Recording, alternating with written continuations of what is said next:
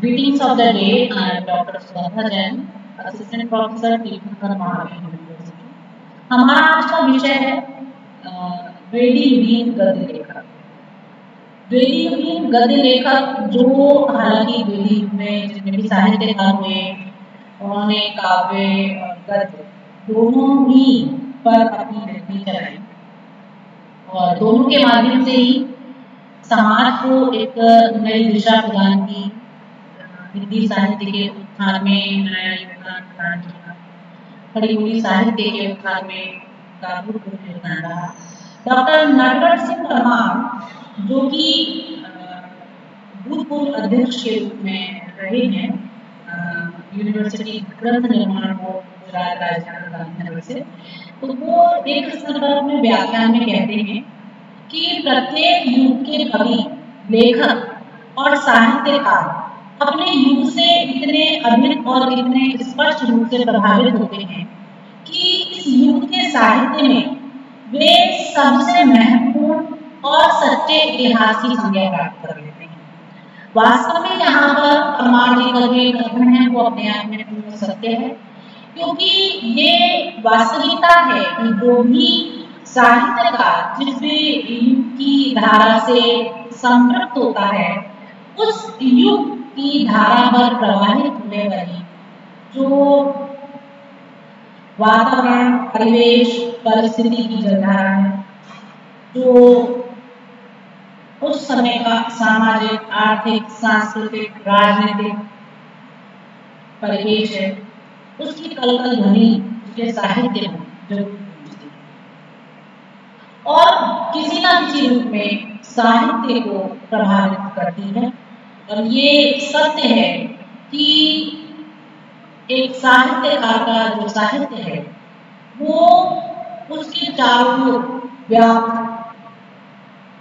जो कुछ भी सकारात्मक या नकारात्मक है उन सबको अपने अंदर किसी न किसी रूप में समेटे हुए होता है सौंदर्य के साथ। तो हम देखते हैं जो वेदी का एक कार्यक्रम रहा है, परिस्थितियां रही और इस युग में जो भी कहना चाहिए कि काव्य के बीच परिवेश दिखाई देता है, गद्य के बीच वो परिवेश दिखाई देता है, परिस्थितियां दिखाई देती हैं, तो ये सब जो है उस समय के युग के साहित्य को प्रभावित करते हैं। और अगर हम इस युग में जो प्रमुख लेखक हुए हैं उनकी बात करें तो उनमें सबसे पहले आते हैं देवकीनंदन खत्री जी। देवकीनंदन खत्री जी हिंदी साहित्य के इतिहास में एक तिलिस्मी उपन्यास, तिलिस्मी कथा और तिलिस्मी साहित्य के रूप में जाने जाते हैं, उसके रचनाकार के रूप में जाने जाते हैं। और अगर ये कहा जाए कि तिलिस्मी कथाओं के पुरोधा यही रहे हैं तो इसमें कोई अतिशयोक्ति नहीं। अगर इनके जीवन परिचय पर दृष्टि डालें तो देवकीनंदन खत्री जी का जो जन्म है वो 29 जून को 1861 ईस्वी में मुजफ्फरनगर जिले के पूसा में हुआ और इनके पिता का नाम लाला ईश्वरदास था। इनकी प्रारंभिक शिक्षा उर्दू और फारसी में हुई थी। गया जिले के पेकाली राज्य में इनके पिता की एक व्यापारिक कोठी थी बहुत बड़ी और लगभग 1885 तक खत्री जी वहीं रहे और जो भी इनका अपना एक पैतृक व्यापार था उसे संभाला और उसको बहुत आगे तक लेकर गए। हिंदी साहित्य में उपन्यास के रूप में खत्री जी का एक अद्वितीय स्थान है और उसमें भी क्योंकि इन्होंने तिलिस्मी कथाओं को अपने उपन्यासों का, कहानी का विषय बनाया, उसके वर्णित विषय को लेकर चले हैं, तो ये उपन्यास लेखन में, कहानी लेखन में एक वैशिष्ट्य को धारण कर गया। इन्होंने सबसे पहला उपन्यास चंद्रकला लिखा 1888 में और काशी के हरिप्रकाश प्रेस में मुद्रित हुआ और इसका फिल्मांकन भी हुआ है, नाट्यांकन हुआ है और ये संपूर्ण भारत में बहुत अधिक लोकप्रिय रहा है, क्योंकि चंद्रकला जो उपन्यास है इनका वो उस पर बहुत लंबे समय तक एक नाट्यांकन चला है और इस कारण उसे भारतवर्ष में भी और विदेश में भी बहुत लोकप्रियता प्राप्त हुई। और इसके बाद में इन्होंने नरेंद्र मोहिनी, नारायण कैस, वीरेंद्र वीर, कुसुम कुमारी, काजल की कोटली, भूतनाथ, गुप्त गोदान, अनूठी बेगम, नौलखा आदि जो प्रमुख उपन्यास थे उनका प्रणयन किया। और इसके अतिरिक्त भी उन्होंने बहुत सारे उपन्यास लिखे हैं। और देवकीनंदन खत्री जी ने इन उपन्यासों की रचना करके जन साधारण के मध्य हिंदी की प्रतिष्ठा स्थापित करने का एक बहुत बड़ा कार्य किया। तो खत्री जी ने जो उपन्यास लिखे हैं और जो इनके वर्ण विषय हैं और उनके साथ जो इनका एक भाषागत सामंजस्य है, वाक्य विन्यास है, शैली है, वो अपने आप में इतनी अनुपम है कि इनके उपन्यास सर्व प्रसिद्धि को प्राप्त हुए और इनके आधार पर अन्य बहुत सारे साहित्यकारों ने इस ओर अपनी लेखनी चलाई। खत्री जी के जो ये उपन्यास लिखे गए हैं, अगर इनका वर्गीकरण किया जाए तो हम देखते हैं कि जो इनके चंद्रकांता संतति और भूतनाथ, जिस तरह इन्होंने 6 भाग लिखे हैं, ये सभी उपन्यास इनके तिलस्मी और अय्यारी उपन्यास के अंतर्गत आते हैं। और इसके अतिरिक्त आप अपराध और जासूस से संबंधित जो इनके उपन्यास हैं वो हैं वीरेंद्र वीर अथवा कटोरा भरपूर, और एक है कागज की कोटली। और जो ऐतिहासिक उपन्यास है उसमें इनके उपन्यास हैं गुप्त गोदान और सौदागर। और रोमानी उपन्यासों में भी इनके 2 उपन्यास अंकित हैं, नरेंद्र मोहिनी और कुसुम कुमारी। तो ये जो भी उपन्यास हैं इन सब में जो गुप्त गोदान है वो अधूरा पाया जाता है और सौदागर उपन्यास जो है वो प्राप्त नहीं होता। लेकिन भूतनाथ उपन्यास पर 6 भाग खत्री जी ने लिखे हैं और बाकी के जो बचे हुए भाग थे वो इनके पुत्र दुर्गा प्रसाद खत्री द्वारा लिखे गए हैं। तो इस प्रकार जो ये उपन्यास हैं, इन उपन्यासों के माध्यम से खत्री जी ने हिंदी साहित्य जगत में एक वैशिष्ट धारण किया है।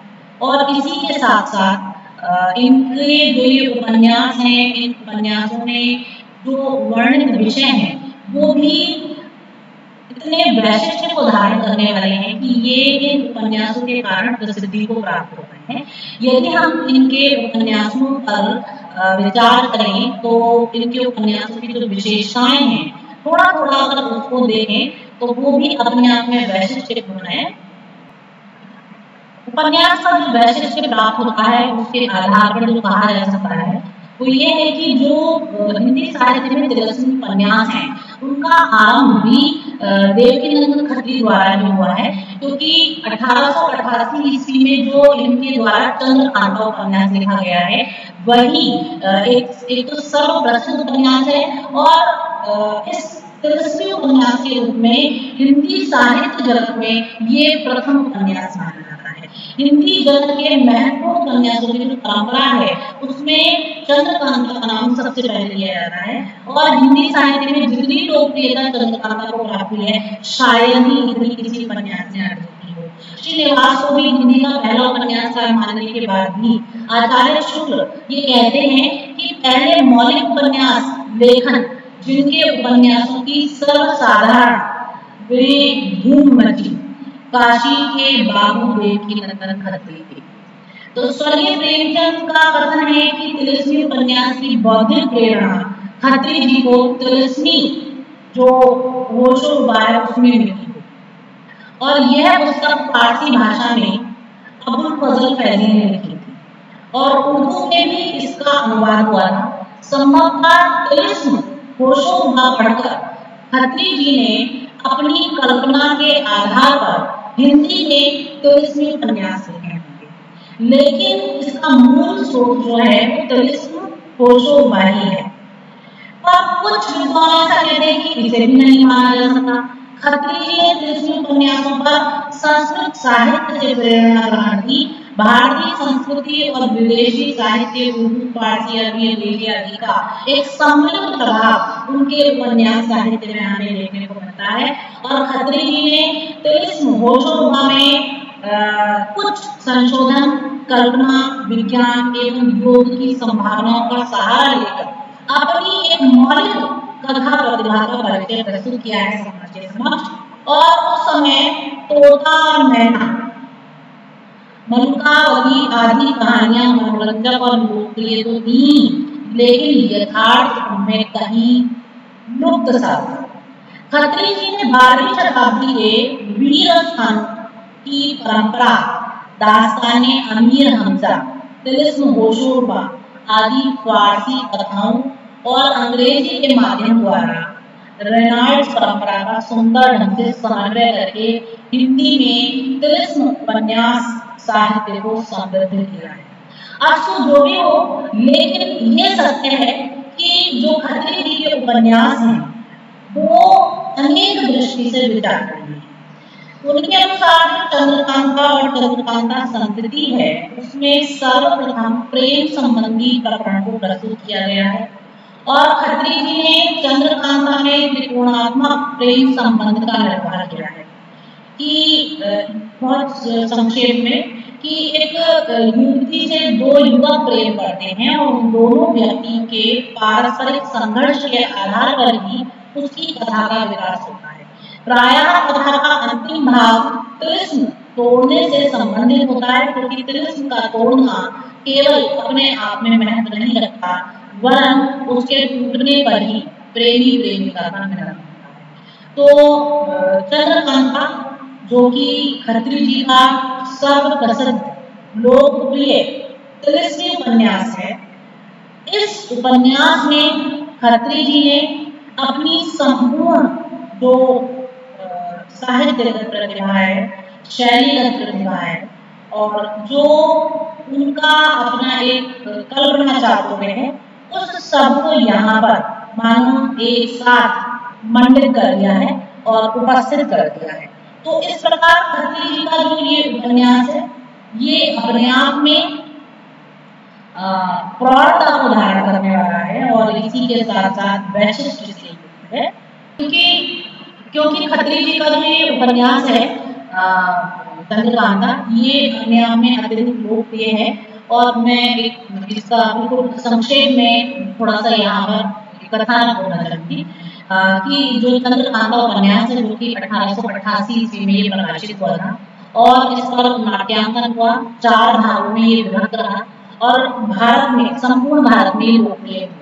कथा का मूल आधार है वो नौगढ़ के राजा सुरेंद्र सिंह के पुत्र वीरेंद्र सिंह तथा विजयगढ़ के राजा जयसिंह की पुत्री चंद्रकांता की प्राण कथा पर आधारित है।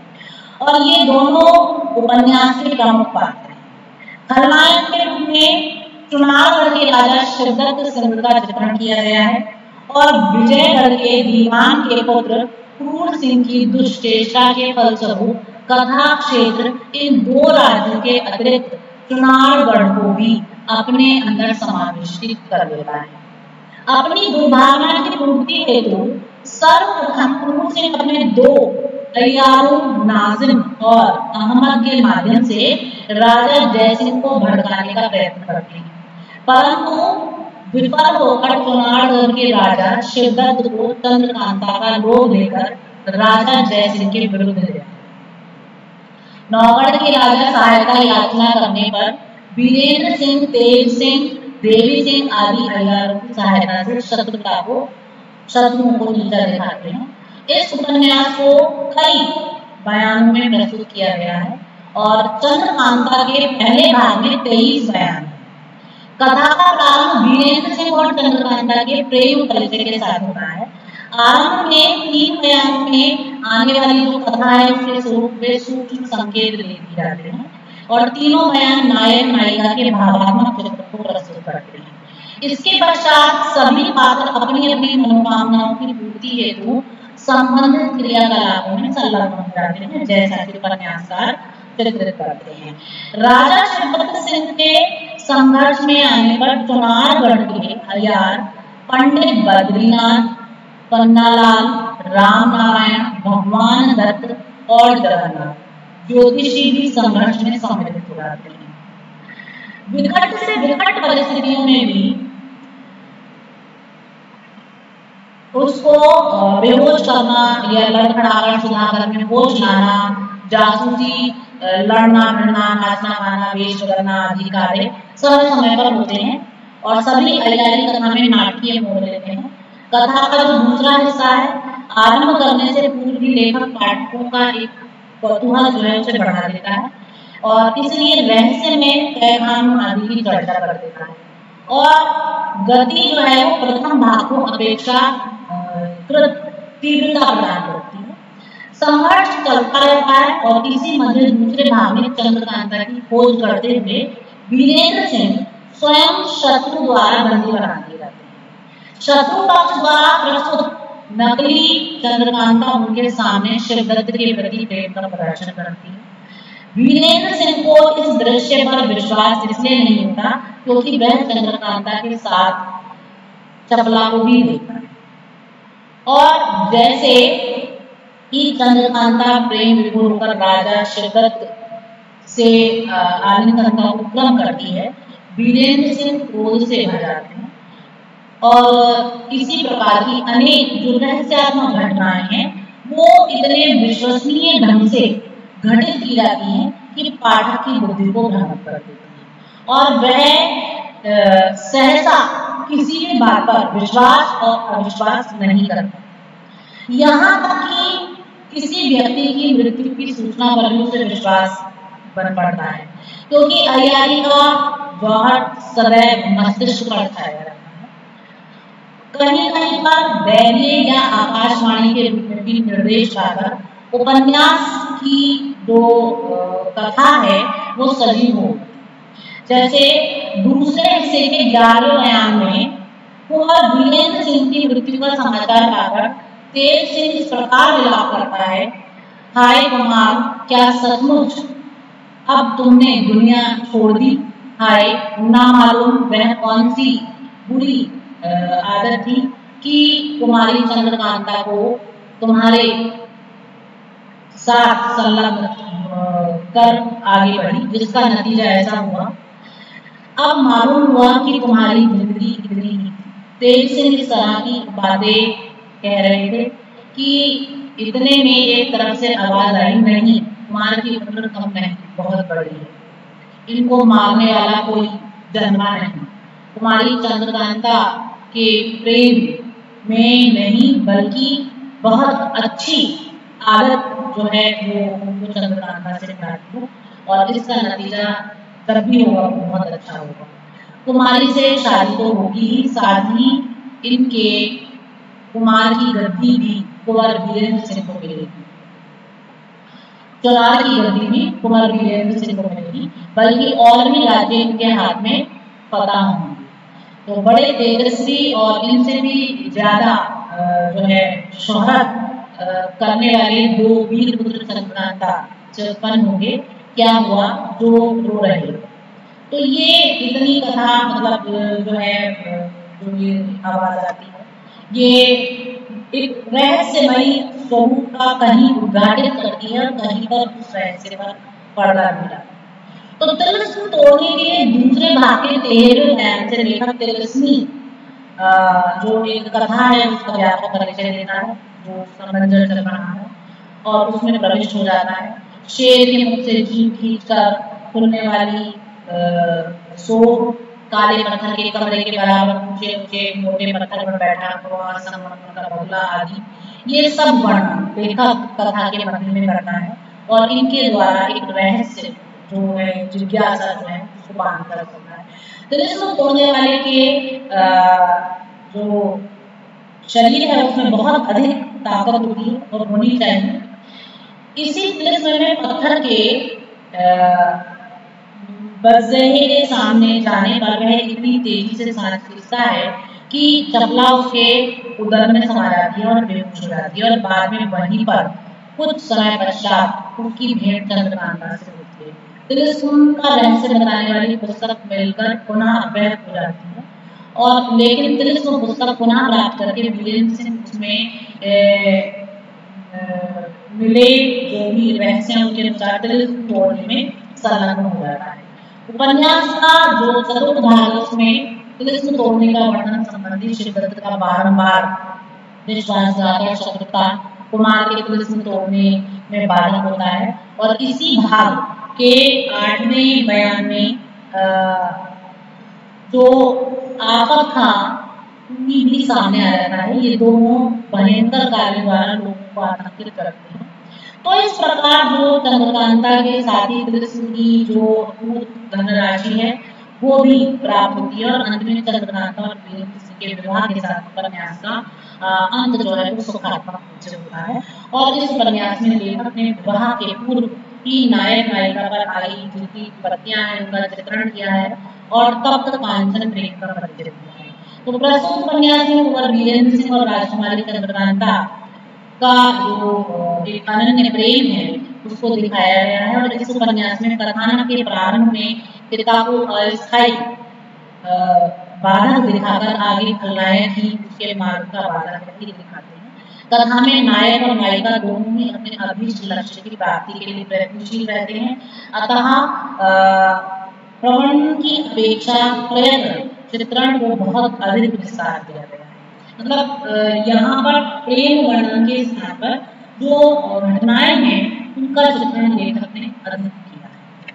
तो इस रूप में जो चंद्रकांता उपन्यास है लेखक का वो अत्यधिक प्रभावी कथानक से युक्त है। और इसका जो कथानक है वो वास्तव में जब उसका चित्रांकन हुआ है, जब उसका नाट्यांकन हुआ है तो उसने पाठकों के और दर्शकों के मन को पूर्ण रूप में लिया है। चंद्रकांता के उपरांत लेखक ने चंद्रकांता संतति जो उपन्यास लिखा है ये चंद्रकांता और जो राजा वीरेंद्र सिंह हैं उनकी संतानों पर लिखा है। और ये जो उपन्यास है इसके पृथक 6 भाग और उसमें भी इस उपन्यास की कथा 24 भाग में विभक्त है। और इस उपन्यास में जो राजा वीरेंद्र सिंह और चंद्रकांता के 2 पुत्र हैं इंद्रजीत सिंह और आनंद सिंह इनकी भी प्रणय कथा वर्णन है। इस उपन्यास में जो ऐतिहासिक पक्ष है वो कुछ निर्बल रहा है जबकि जो भौगोलिक आधार है वो परिपुष्ट रहा है।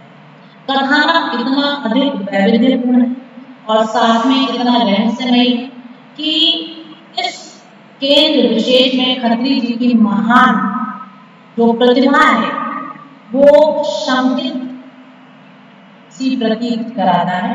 चंद्रकांता संतति के प्रथम भाग में ही कथानक बहुमुखी सूत्रों में विभक्त हो गया है और उसके समुचित विकास की व्यवहारिक भूमि स्वतः तैयार हो गई है। चंद्रकांता की समाप्ति जिस बिंदु पर की जाती है उसके 18 वर्ष बाद चंद्रकांता संतति आरंभ होती है और नौगढ़, विजयगढ़ और चुनारगढ़ के अतिरिक्त चंद्रकांता संतति में गया, राजगृह, रोहतासगढ़, जमानिया और विंध्य की पहाड़ी क्षेत्रों का भी चित्रांकन किया गया है। तो इस प्रकार जो चंद्रकांता संतति उपन्यास है ये भी अपने आप में तिलिस्म का एक संस्थान है।